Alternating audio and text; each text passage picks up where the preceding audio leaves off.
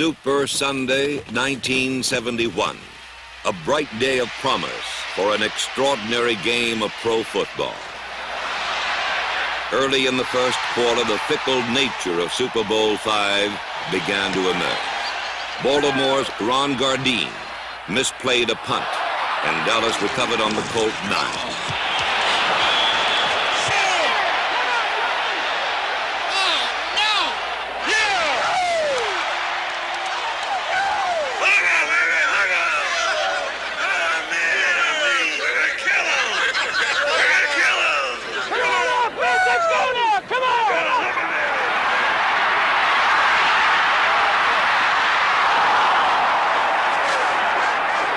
Three attempts to reach the end zone failed, and the Cowboys had to settle for a field goal. We gotta have it like we need it. Mike Clark's kick gave Dallas a 3-point lead, but it was a disappointing end to an early opportunity. Well, I think we ought to just go with our regular stuff and blow them out of there. They're playing a little strong toward Pettis, I think. The next time the Cowboys had the ball, Coach Tom Landry instructed his quarterback, Craig Morton, to concentrate on the running game. Twisting through the Colts like two Texas tornadoes, Walt Garrison, number 32, and Dwayne Thomas, number 33, proved the worth of Landry's tactics.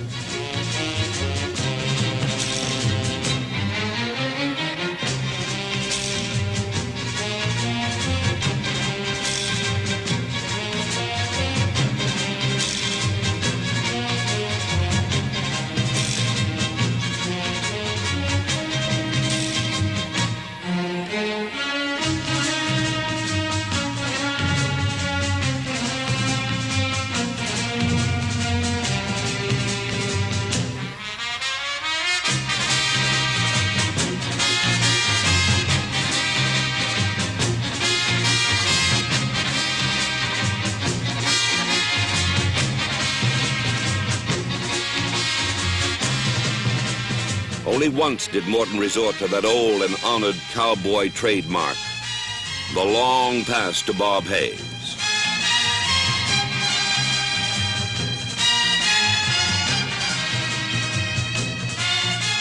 Hayes' catch brought Dallas to the Baltimore 6. But for the second time, Landry's offense was stopped by Don McCafferty's defense.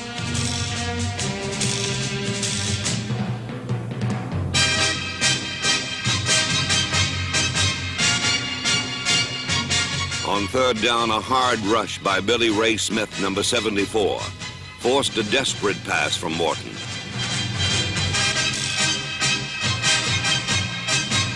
The pass was incomplete, but even worse was the fact that Morton was called for intentional grounding, and Dallas was penalized 15 yards.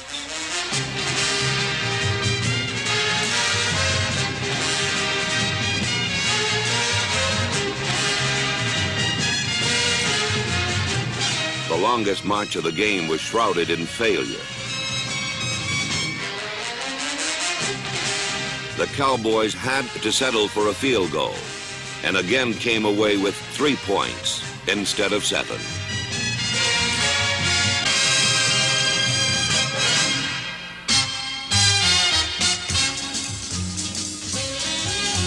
Once in a great while, the clouds of chance will overshadow the plans of men. Such was the case in Super Bowl V, when John Unitas dropped back to throw early in the second quarter. His pass bounced off the intended receiver, Ed Hinton, then was tipped by the Cowboys' Mel Renfro, and then caught by the Colts' John Mackey, who raced 75 yards to a touchdown.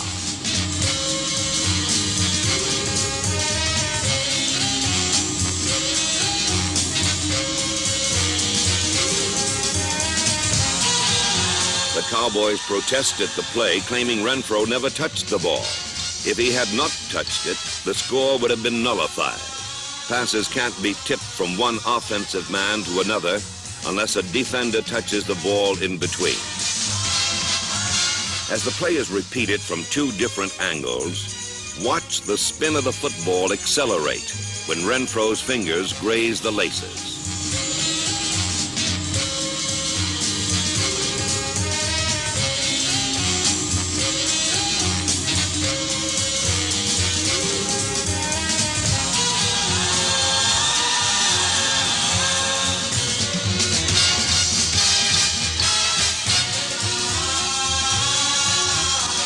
Unitas's touchdown pass evened the score, but it was his last look at the sun before the coming storm.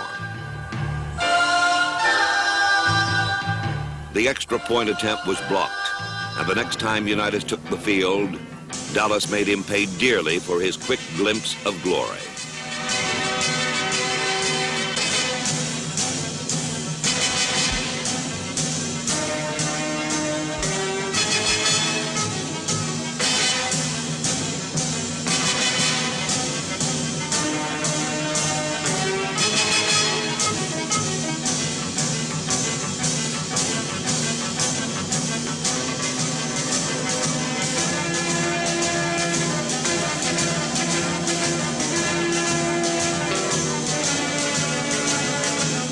On third down, Unitas escaped from his disintegrating passing pocket, only to be met by linebacker Leroy Jordan, whose perfect shoulder tackle jarred the ball loose, and Jethro Pugh recovered on the Colt 28.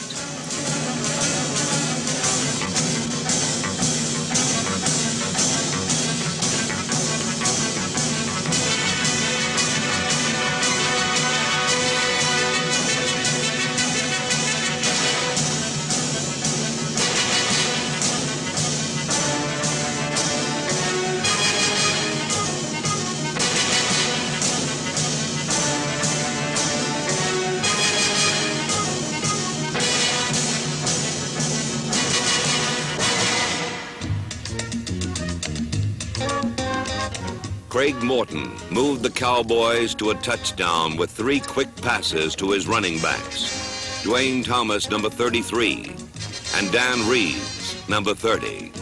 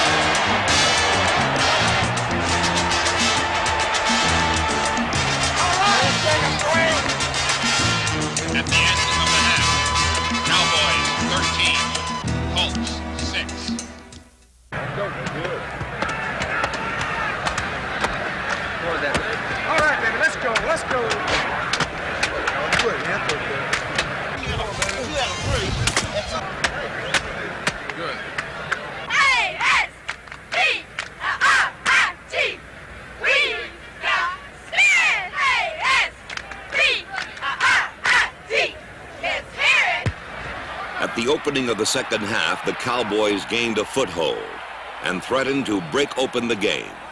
A jolting tackle forced a fumble. Dallas recovered and marched to the Colt 2-yard line. Put it away, baby! Put it away! Let's go! It was another opportunity for the Cowboys, but again, their hopes were shattered on the rocks of the Colt defense. Go, baby!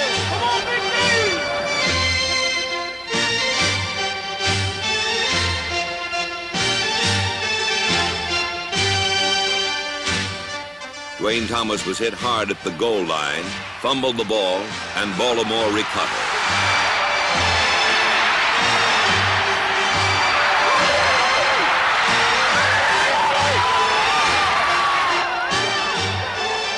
It was a big play for the Colts. A touchdown might have clinched the game for Dallas, but instead the recovered fumble made a new beginning for Baltimore. This trial by fire stoked every heart, and for the first time in the game, the Colt offense seized the initiative.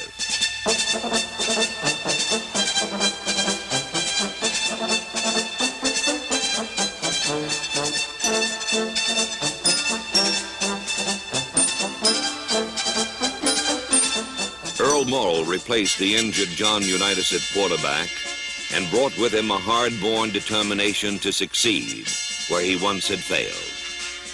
In 1968, Morrill led the Colts to Super Bowl III. And when he crumbled beneath the charge of the New York Jets, he was called a Sunshine Soldier. But today, he was a sturdy commander, and his experienced arm was the only consistent element in the Colt attack.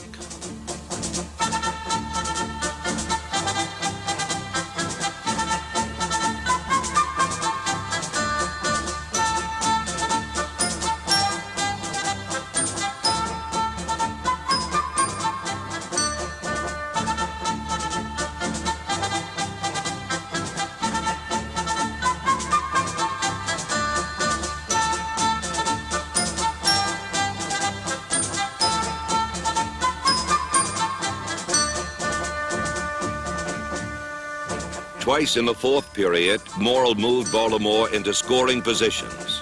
But both times, the Cowboy defense denied the Colts a touchdown. Chuck Howley ended one drive with an interception in the end zone. The other drive ended with the most unusual play of the afternoon. Morrill handed to Sam Haverlack, who completed a pass to Hinton.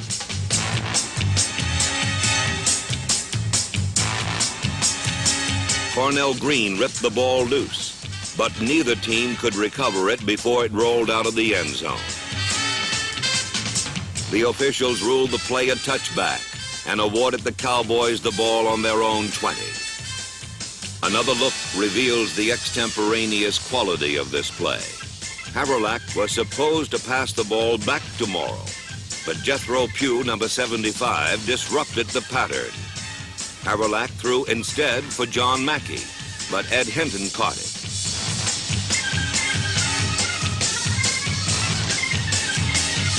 When Cornell Green swiped the ball from Hinton's hands, neither team could recover it.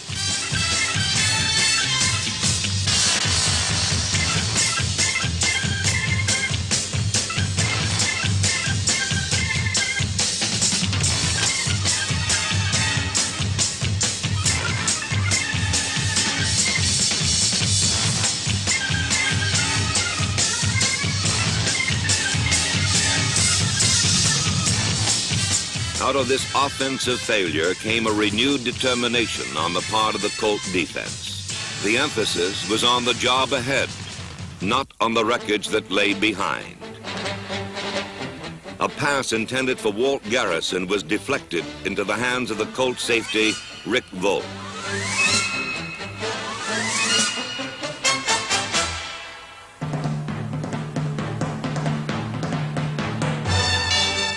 The real cause of the interception was the high-handed rush of number 85, Roy Hilton, who forced Morton to make an inaccurate throw.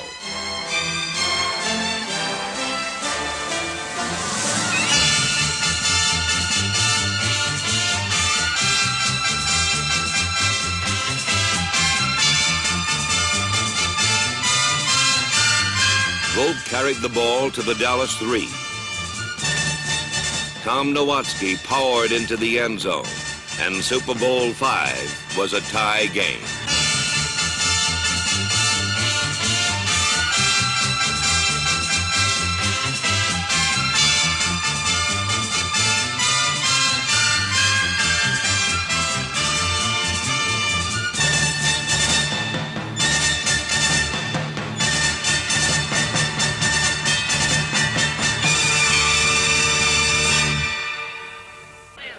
Once in a great while, the drama of an entire season narrows to a very small focus. To the final plays of the final game.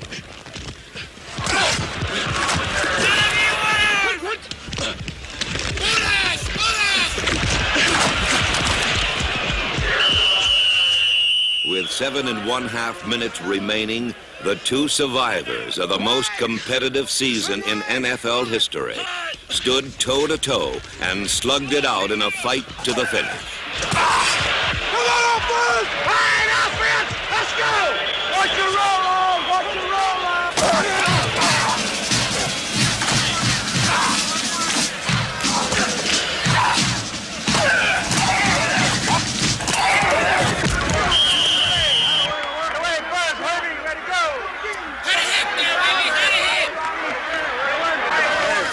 Blitz work like a charm. Way to hustle, that's the big thing. Way to hustle. Let's go, Chris! Go, Dwayne! Go, Dwayne! Go, Dwayne! All right, Dwayne! That's the way to run the ball! Pass him, Mike! Stick out!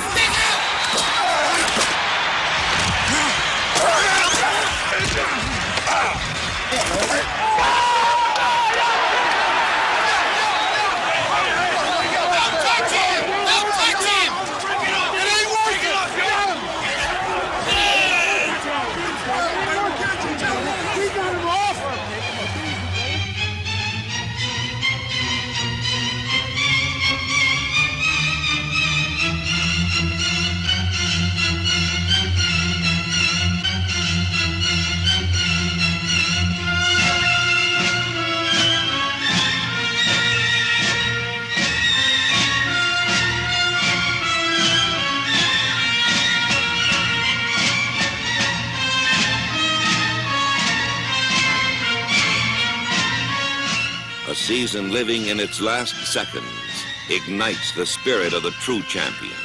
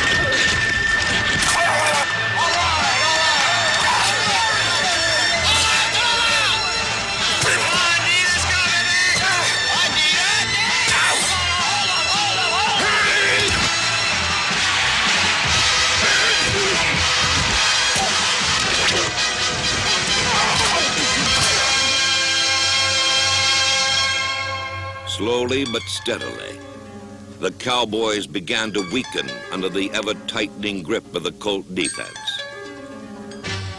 The Cowboys did not break under the pressure, but they bent. A pass from Craig Morton bounced off the fingertips of Dan Reeves and was intercepted by Mike Curtis.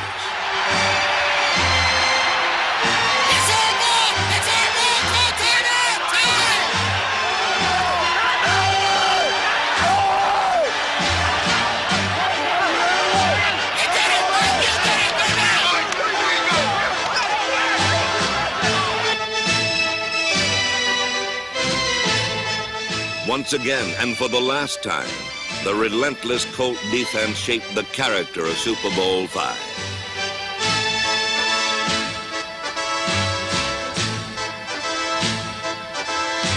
Curtis returned the ball to the Dallas 28 and put the Colts in range of a field goal.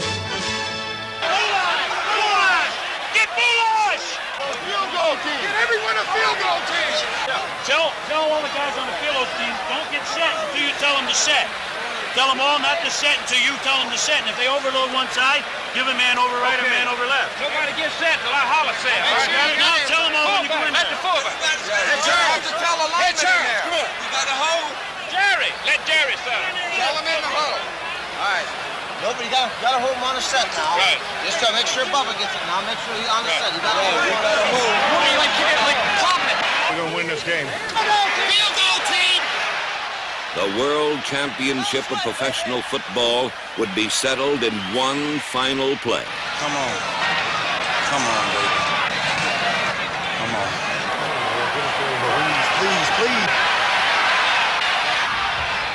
All the money, all the glory, and all that counts in pro football rode on the right foot of rookie Jim O'Brien.